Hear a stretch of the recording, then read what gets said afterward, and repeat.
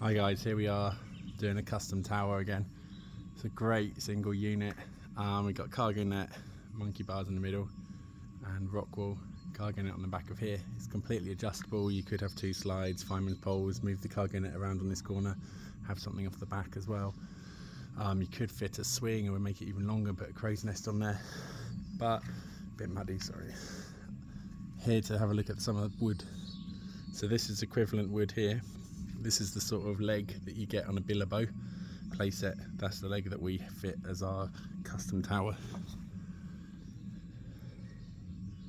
So when people are questioning the cost difference, it's literally almost 2.5 legs. It's actually thinner than what we use. Just as a just as a step. Right, this is a fence panel off a TP. So when you buy a TP, because it's modular, you have a chance to take off and cut off some of your bits. So if I put that here, if it stays there, that's gonna make it balance. I'll put it sideways, and that's the slide. That wood there is the gap that your kids would need to climb out of to get onto the top of the slide. That's the gap that we leave. This is the difference between when you're buying custom towers versus flat pack. People don't believe what they're actually buying, and that's why we're doing these. This tower is off a Dunster house. I believe that is a staircase, so it's the same width stairs. What they do is rather than an actual step, they fit these sideways and then call it a rock wall ladder, as opposed to our actual steps. And then this is the floor, I believe, off a Rebo.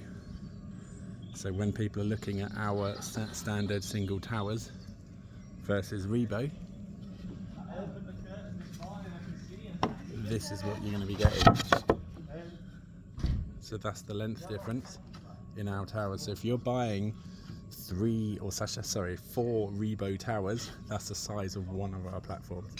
And the reason we do that one platform so much bigger is it allows the kids to climb in, out, sit down, move around and not get affected. Now if you've got kids, 1 or 2 children on a platform this size, by the time one sits down or one climbs up a ladder, one tries to climb in the other entrance of the tower, they're already stood on each other. That's when you're going to get your hands stood on, fingers trapped and all sorts of other bits and pieces.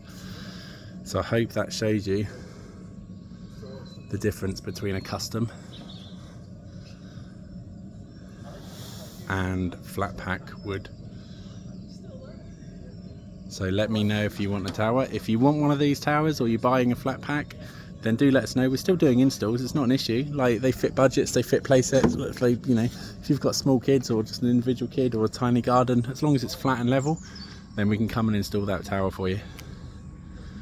But you know, as installers, I'd much prefer to get one big tower done once nicely, properly, as opposed to multiple visits with custom or with off-the-shelf ones.